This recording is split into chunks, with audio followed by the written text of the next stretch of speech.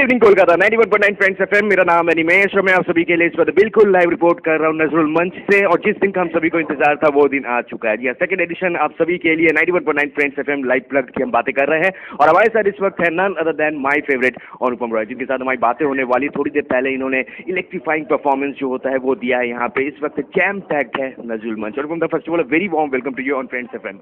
Thank you so much. জানতে চাও কেমন লাগলো, মানে ফাটাফাটি একটা পারফরমেন্স আমরা এনজয় করেছি, কেমন লাগলো এখানে? দুর্দান্ত লেগেছে। আমরা কিছুদিন আগেই ফ্রেন্ডস এফএম আরেকটি অনুষ্ঠান করেছিলাম, আজকে যেন আরো ভালো লাগলো এবং ফ্রেন্ডস এফএম নজরুল মঞ্চ এটা যেন একটা অদ্ভুত কম্বিনেশন হয়ে দাঁড়িয়েছে। প্রায় 40 লক্ষ লোক তোমাকে শুনছি on friends FM right now on Sunday evening. তাদের জন্য দুটো লাইন হয়ে যাক, আমি জানি একটু টায়ার্ড হয়ে গেছে কিন্তু হয়ে যাক।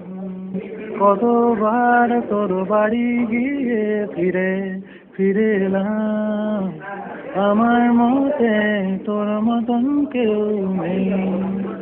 ফ্যান্সদের জন্য কিছু বলতে হলে?